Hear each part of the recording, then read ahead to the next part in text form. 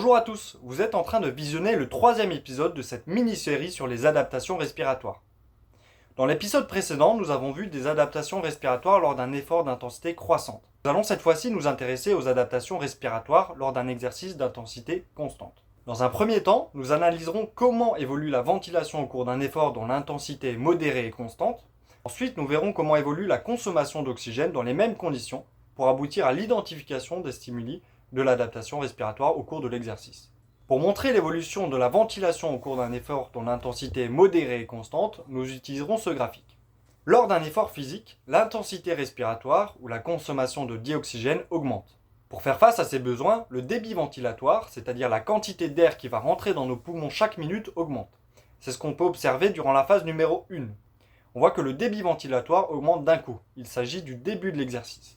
Durant la phase numéro 2, on observe une augmentation du débit ventilatoire. Cela est dû à l'augmentation de la fréquence respiratoire, c'est-à-dire le nombre de respirations, et l'augmentation du volume d'air courant, c'est-à-dire la quantité d'air qui rentre dans nos poumons à chaque respiration. Le débit ventilatoire augmente jusqu'à atteindre la 3e phase dans laquelle la respiration est stable. Autrement dit, il y a une stabilisation de la fréquence respiratoire. Cette stabilité est observable jusqu'à la fin de l'effort. C'est le début de la 4e phase durant laquelle le débit ventilatoire chute d'un coup, puis diminue progressivement pour atteindre une respiration au repos. Après avoir vu l'évolution de la ventilation au cours d'un effort dont l'intensité est modérée et constante, nous pouvons étudier la consommation d'oxygène dans les mêmes conditions, qui ressemble étrangement à l'évolution de la ventilation.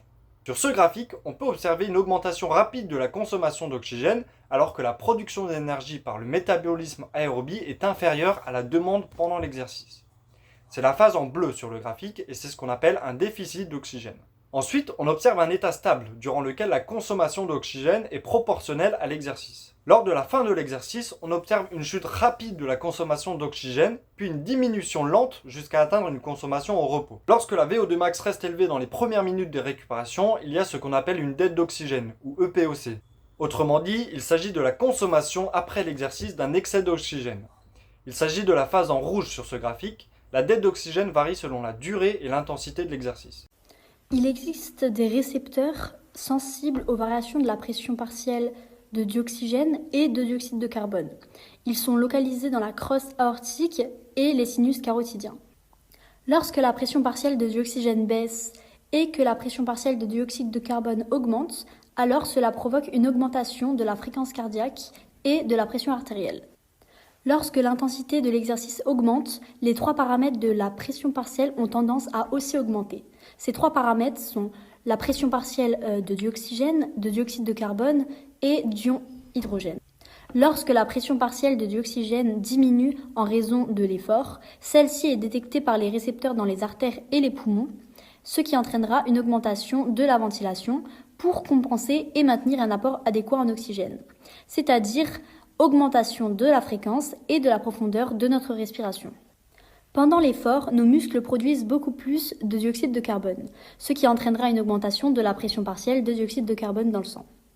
Cette augmentation est détectée par les récepteurs dans les artères et les poumons, ce qui provoquera une augmentation de la ventilation pour éliminer le dioxyde de carbone du corps. Dès lors que la concentration d'ion hydrogène augmente dans le sang, il y a un impact sur la pression artérielle. Le corps a des systèmes de régulation pour maintenir l'équilibre acido-basique, y compris la respiration ou l'élimination des déchets métaboliques. Donc oui, ces paramètres jouent un rôle important dans l'adaptation de la ventilation durant l'effort. La pression partielle de dioxygène et de dioxyde de carbone dans le sang influence la régulation de la respiration pour répondre aux besoins du corps durant l'effort. Voilà, vous savez donc maintenant tout sur les adaptations respiratoires. J'espère que ces épisodes vous ont plu et je vous dis à bientôt pour de nouveaux sujets. Salut!